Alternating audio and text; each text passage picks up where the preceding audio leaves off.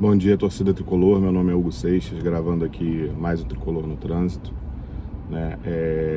Tentando gravar um formato diferente, talvez fique ruim para as outras plataformas sem ser o YouTube, mas vamos ver como é que fica isso aí. Não, né? Gravando o vídeo por causa para falar rápido, né? Sobre o fim das novelas, né? Das 7 e das 9 do Fluminense. Né? Primeiro falar do Savarino, assim, né? O Savarino, né, é uma negociação, né, que começou do início do ano para cá, né, pelo menos que a gente ficou sabendo, né? Minha impressão havia um desejo do Botafogo pelo Wallace Davi, tá? O Fluminense tentou negociar o Wallace Davi, né, envolvendo uma negociação com o Marlon Freitas. E aí o Palmeiras veio, atravessou e levou o Marlon Freitas. Um dos motivos, né, do Marlon Freitas ter o Palmeiras, pelo que falaram, deve ter questão financeira, com certeza, né? A notícia falava disso, né, de uma oferta maior do Palmeiras, né? Era a questão que ele preferiu ir para lá do que vir para um rival do Botafogo, né, para não gerar atrito com a torcida. Né, já que um dos motivos de alguns jogadores estar saindo do Botafogo é uma questão da diretoria ali, uma questão do transfer ban, uma questão de precisar gastar menos, né, e fazer algum dinheiro. E aí, logo depois, né, pouco depois, logo depois é um pouco forte, né, porque não foi logo em seguida, né, veio essa questão do Fluminense negociar com o Savarino. Né, veio, negocia com o Savarino, vai dar o Wallace Davi. O preço pode ser em torno de 7 milhões, que foi o que o Botafogo pediu no meio do ano pelo jogador. Quanto vale o Wallace Davi, né? No início a torcida, né? Aí saiu que o Fluminense ia pagar mais 3 milhões além do Wallace Davi. Então se pensou que o Wallace Davi estava sendo avaliado em 4 milhões, o que seria, né, um excelente negócio. O jogador estava preso na Venezuela, né? Por causa da questão lá do sequestro da Venezuela, e aí em troca de barril de petróleo, e aí o jogador demorou para voltar. Quando voltou, pediu um tempo para se decidir, tinha dado prazo até sexta, a coisa, né, acabou agora na segunda-feira, né, domingo para segunda-feira. E aí, né, uma das questões que saiu, né, nesse meio tempo foi que o valor do jogador era de 5 milhões, aí o Fluminense ia pagar 3, então o Wallace Davi estaria saindo ali por uns 2 milhões, né? E aí, né, saiu agora que o jogador, né, tinha pedido ao Fluminense que o Fluminense pagasse as dívidas que o Botafogo tem com o jogador. Aí, ou seja, né, era como se o Fluminense estivesse comprando o jogador por um valor maior do que o inicialmente acordado. E aí eu acho que vale a pena lembrar de uma questão aqui, tá?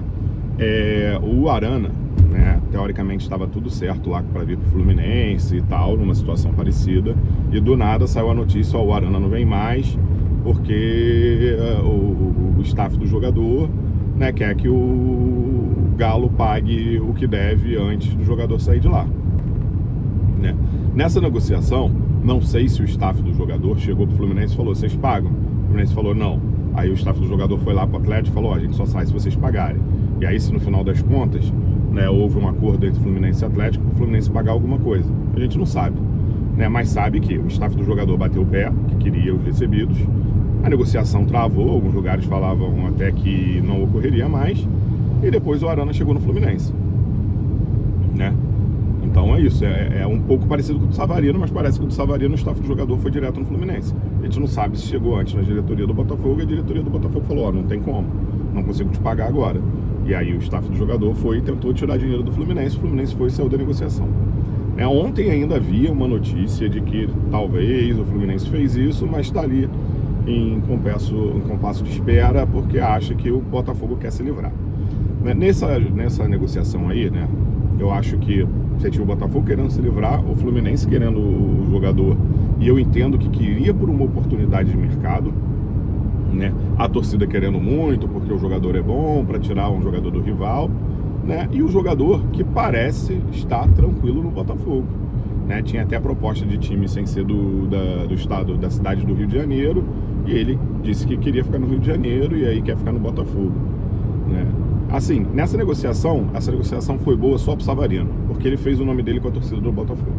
Tá, o Fluminense, no final das contas, ficou sem um jogador. Tá certo que vai continuar com o moleque da base ali, o Wallace Davi. Vamos ver no futuro, dependendo do quanto o Wallace Davi for vendido. Excelente pro Fluminense, tá? Ter ficado com o jogador.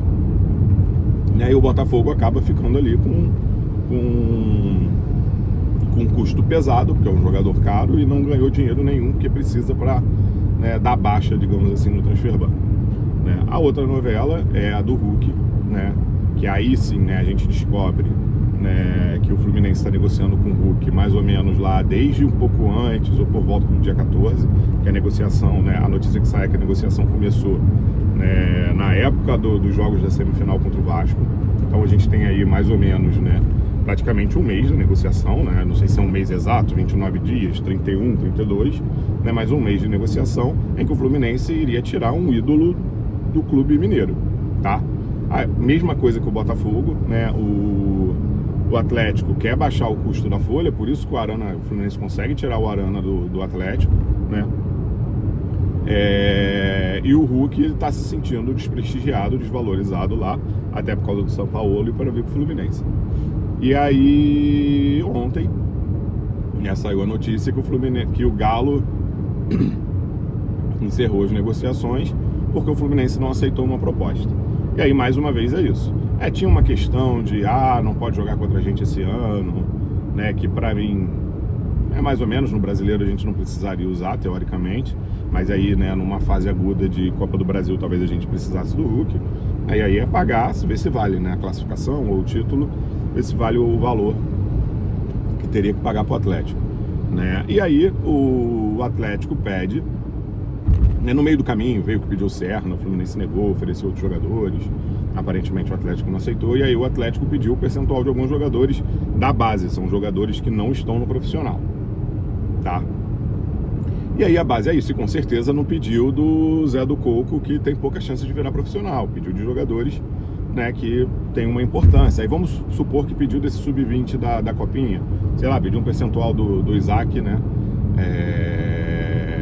um meio campo lá que tá indo bem, participou da maioria dos gols do Fluminense, do Gorgulho, que vem se mostrando um bom zagueiro, e do Wagner, que a gente sabe que é um bom lateral, né? Vamos supor que pediu um percentual desses três. Vale. Quanto que é esse percentual?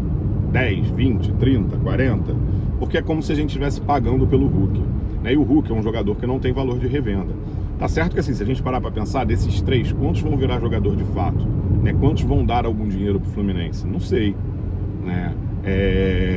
As últimas grandes revelações da base do Fluminense, algumas não deram jogador de futebol. Marcos Paulo, né, as duas últimas, o Miguel, o Arthur Van der Rosch, não deram jogador de futebol ainda. Estão jogando no time lá fora, mas não deu lucro ao Fluminense, não arrebentaram, não são jogadores, né, considerados promissores ainda, né? Então é isso, ali o Fluminense ficou naquela, e assim, né, o Fluminense falou que não queria botar dinheiro, né, entende que não vale botar dinheiro num jogador como o Hulk.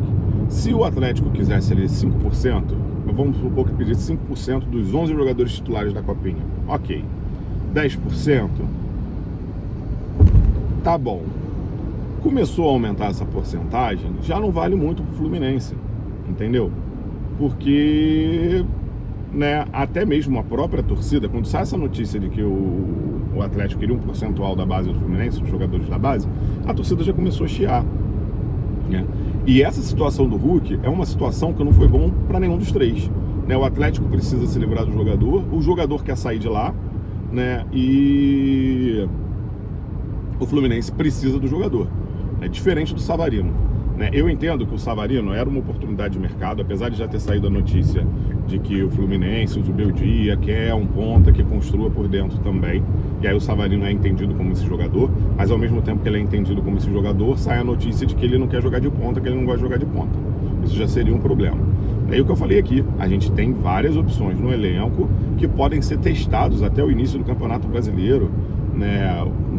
Metade ali das rodadas do Carioca, nessa função, né? Tem o Lima, até mesmo o Canóbio, que a gente entende que não tem qualidade, mas o Lima tem um jogador que tem uma boa finalização, né? E todo mundo enxerga que ele jogou melhor na ponta esquerda do que em qualquer outra posição ali no meio, né? Tá certo que chegou com a barriguinha de cadela um pouco maior do que estava na época do Mundial até o final da temporada, né? O Riquelme já jogou de 10 centralizado e começa a jogar na ponta por causa do Isaac, né? Que virou o 10 da base do Fluminense, né? Tem uma questão de que se ele for jogar mais por dentro, ele precisa aumentar aquela carcassinha dele, de Grilo, né? O Lescano pode jogar pela ponta caindo por dentro, né? Então só aí são 4 jogadores, né, que poderiam fazer essa função. O Soteldo já foi considerado, né, antes do Acosta começar a jogar, antes do Acosta chegar no Fluminense, até mesmo acho que no momento em que o Acosta não ia para o jogo por estar lesionado, enfim, por estar cansado, sei lá, do Soteldo fazer a 10 e jogar por dentro, né? Apesar de se entender que o melhor dele ali é o X1, é o drible. Então aí já são 5 jogadores que o Fluminense tem um tempinho aí para testar nessa função. Então para mim não tem que estar desesperado atrás desse jogador, né? Aí saiu a notícia do Inestrosa, mas aí era a notícia lá de trás que estava sendo requentada pela mídia do país onde ele estava, do país da Colômbia, que é o país de origem do jogador, né? Então é isso, o Savarino era um jogador que eu entendo que a gente não precisava, tanto assim, né? Com o tempo ali da negociação eu fui vendo que a minha visão por ele de não ser um jogador decisivo talvez estivesse um pouco errada, né? Mas enfim, não veio, tá? O Hulk é diferente. O Hulk era um jogador que o Fluminense precisava, e precisava de um cara tipo o Hulk, né? O Fluminense precisava, o Hulk nas últimas temporadas sempre entregou, né, por volta de 30 gols, de participações em gols, e a gente precisava desse cara. Ah, mas ano passado, principalmente depois do meio do ano, muitos foram de bola parada. Ah, a gente não tem bola parada, né? Depois de muito tempo, o John Arias fez um gol de falta esse ano, e a gente tem dificuldade de arrumar um batedor de pênalti, né?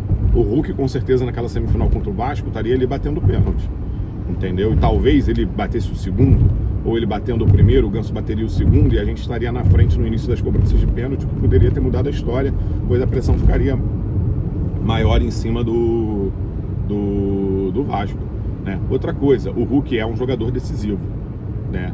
Isso acho que ninguém tem dúvida, que é uma coisa que falta a esse elenco do Fluminense, entendeu? Um jogador decisivo, aquele que não vai tremer nessa hora, que, né, teoricamente é o John Kennedy, o cara que não sente grandes decisões, mas o John Kennedy está sentindo ser jogador de futebol, né? Então eu acho que o Hulk, né, aí se a gente for pensar na perda para os 3, talvez a perda maior seja para o Fluminense, porque o Hulk já está cheio de dinheiro no bolso, já tem o nome dele, né, talvez pudesse virar ídolo de outra torcida, mas eu acho que na vida deles não vai fazer muita diferença ele não ter vindo para o Fluminense, por mais que ele quisesse. O Fluminense não, o Fluminense precisava muito desse jogador. E aí, pelas, né, os nomes que surgem, né, ou por indicação de torcida, ou por teóricas sondagens, né, coisas que vão surgindo na mídia de uma forma geral, né, qual nome? Nenhum nome assim parece que cumpriria bem essa função, né? Qualquer nome que é falado eu entendo que seria ou uma aposta, né, ou um jogador que até entregaria aí por volta de 20 gols na temporada, participações em gols, mas a torcida não gostaria muito e talvez fosse um problema se esse jogador não começasse muito bem no Fluminense, né? Tirando o tal do Paulinho, que joga no Toluca, o português que joga no Toluca, ou o Fluminense trazer o Icardi, mas eu acho, né, que os dois devem estar muito fora da nossa realidade, né? Me alonguei muito, o vídeo ficou grande, né?